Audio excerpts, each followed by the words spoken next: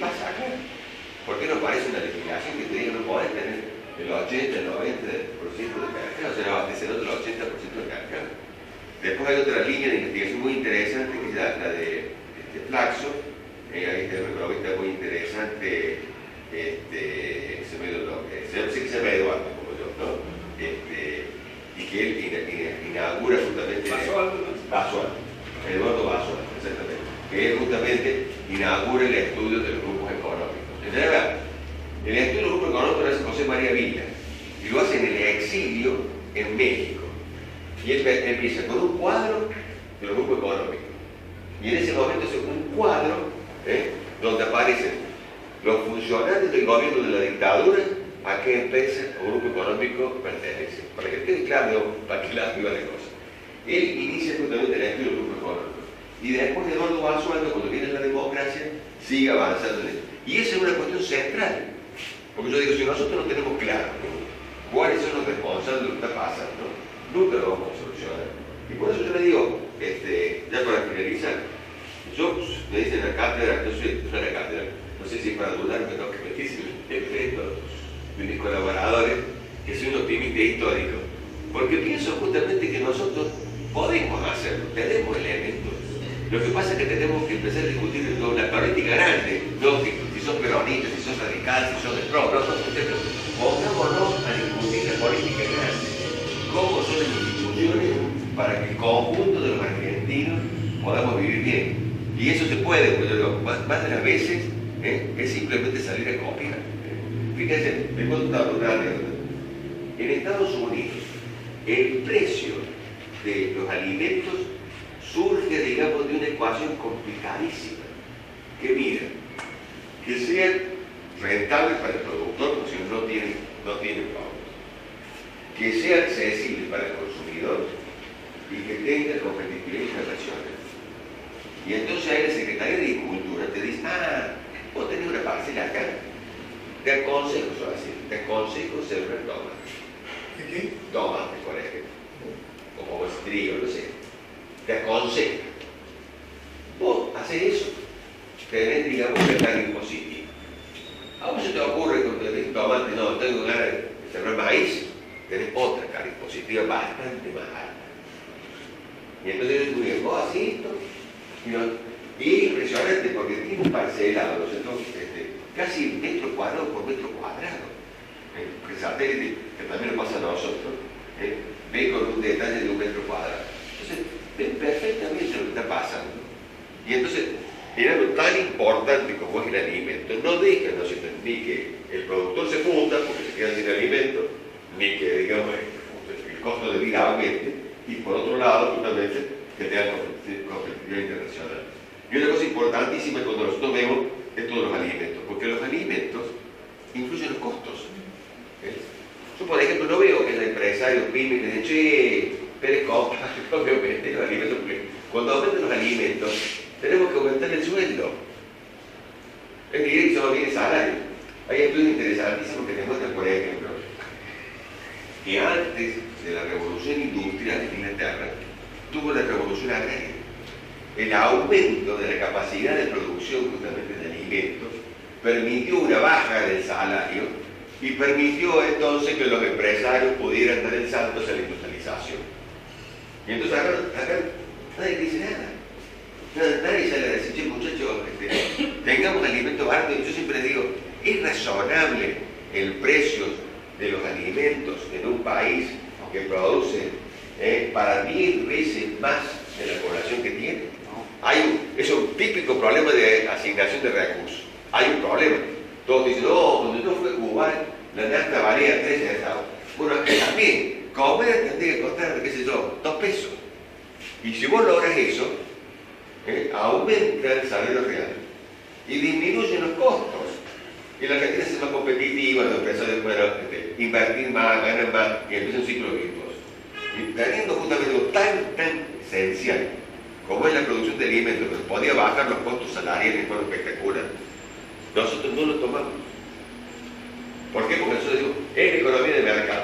Pero cuando dice la economía de mercado, lo que están aludiendo, como que el mercado es un buen asignador de precios. ¿Y cuándo el mercado es un buen asignador de precios? Escuchen bien esto. El mercado es un buen generador de precios cuando existen muchos productores de un bien indiferenciado. Cuando existen muchos compradores, todos iguales. Ninguno puede hacer el jueguito de presionar, digamos, con la demanda. Cuando existe transparencia perfecta, tenemos información de todo lo que está pasando en este momento. Y viene la más fuerte, previsibilidad perfecta. Ustedes se dan cuenta que nosotros no vivimos en una economía de competencia. Entonces, por decir, nosotros estamos entonces en una economía cartelizada y oligopólica y cartelizada.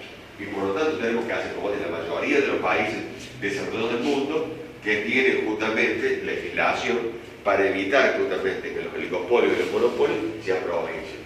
Y entonces tenés que salir, porque yo, permanentemente, estos periodistas que con una materia de economía se tiran de economistas y opinan, ¿no es cierto?, en televisión, están siempre por detrás, ellos están por detrás. Y está el modelo de competencia. Y nosotros no tenemos modelo de competencia. Entonces, por supuesto que no te cierran un no, hay que competir, hay que competir. Están compitiendo, digamos, chicos contra grandes. Y entonces yo veo como mucho, para finalizar, el discurso, digamos, de libertad, de reducir el Estado. La reducción del Estado significa la ley de la selva. ¿Por qué surge el Estado? El Estado surge, digamos, en el siglo XVI.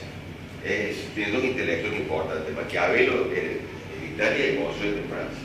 Cuando empieza a hacer en Francia, Maquiavelo viene lo que está bien formado en el país, viene con esa idea que estaban haciendo en Francia. ¿Por qué se hace? Porque en ese momento se estaban masacrando católicos y protestantes. Y era imposible vivir. Y estos dos autores deciden no solamente el Estado, sino el Estado absolutista, porque había que terminar con eso. Entonces, ¿qué pasa? Aparece la idea de un poder suprasocial que pueda ordenar justamente la sociedad. Entonces, si nosotros disminuimos ese poder suprasocial, entre otras cosas, digamos, no lo queremos, iniciativos no central, dinamitemos lo central, pasan por la ley de la selva. Y en la ley de la selva gana el más fuerte. Entonces, cuando escucho el discurso de libertad, digo, ojo muchachos, cuidado, porque está diciendo entonces que el que va a poner las reglas de juego son justamente los grupos económicos concentrados, no nosotros. Es el Estado el que puede más que más. Si lo hace bien, si lo hace mal, es otra cosa, es otra discusión. Tratemos que el Estado lo haga bien, pero no saquemos el Estado, no va a haber nada, absolutamente nada que pueda controlar el poder económico. Porque por ahí hay un discurso como que el Estado regula y si no existiera el Estado no reguló. No existe la economía sin regulación. O regula el Estado o regula los grupos económicos. Bueno, si vos sos, por supuesto, accionista de Pérez Company y más o menos mayoritario, no tenés un par de acciones, y sí, te conviene eso porque vos estás regulando a través de Pérez Company. Pero si, como nosotros no tenemos acciones en las grandes empresas y somos accionistas importantes, y nos conviene un Estado al cual, por más cada 2 años, enojándonos, etcétera, enojándonos con nuestros representantes, etcétera, podemos presionarnos para que justamente regulen. Entonces, ojo que por ahí yo veo en discursos más radicalizados de los libertarios que están pensando en una sociedad sin Estado. Y entonces es el vale todo, es la ley del más fuerte. Y entonces ahí sí que nos reprobamos todo. Y yo creo que no es inocente, yo creo que ellos saben muy bien que van caminando justamente a que si eso prende, los más fuertes van a terminar. Bueno, con esto termino. Yo voy a hablar de su vida con otras cosas y no termino.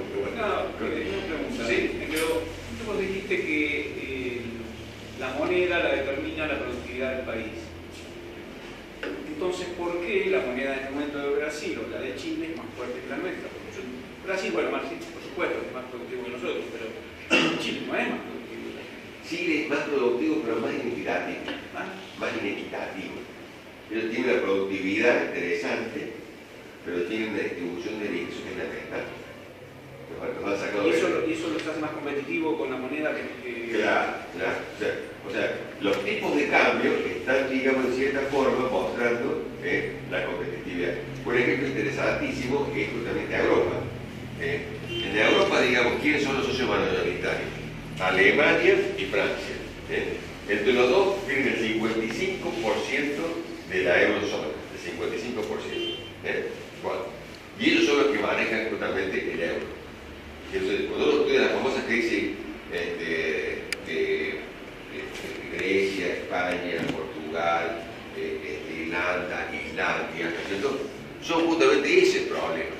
Que son economías que como tiene una sola moneda y por lo tanto se le fue la barrera de protección que es el tipo de cambio, quedaron compitiendo con Alemania. Y entonces, ¿qué puede hacer Grecia? Y puede hacer aceite, puede hacer vino y puede tener turismo. No puede hacer otra cosa que justamente todos sabemos que da mayor valor agregado, etc. Porque los alemanes lo pasan 3 veces por arriba. Los españoles, que vivieron en especie de burbuja, creen que iba re bien, terminaron con un 20% de desocupación, entonces más cosas, porque evidentemente España no podía competir con Alemania. Entonces, eso es un mito. Y que cuando nosotros hablamos, por ejemplo, ¿vamos a una moneda común? Sí, puede ser interesante, pero hay que hacer un muy buen trabajo para que esa moneda común, porque si esa moneda común la pone Brasil y vamos a tener traumados nosotros. Y si nosotros nos salimos los brasileños, pues estaremos bien nosotros como digamos Francia y Alemania, pero los otros socios van a estar traumados. Entonces no es tan fácil, yo no escucho, moneda común, pero ¿cuál es la productividad media? ¿Cómo hacen? Inclusive para el tránsito, ¿no es cierto? El tránsito hacia el euro, fue todo un proceso de, que acá van a palabra, ¿no es cierto?, de subsidios a los sectores que se veían perjudicados para que no boicoteen justamente la unificación europea. En este momento ustedes están leyendo, ¿cómo leen?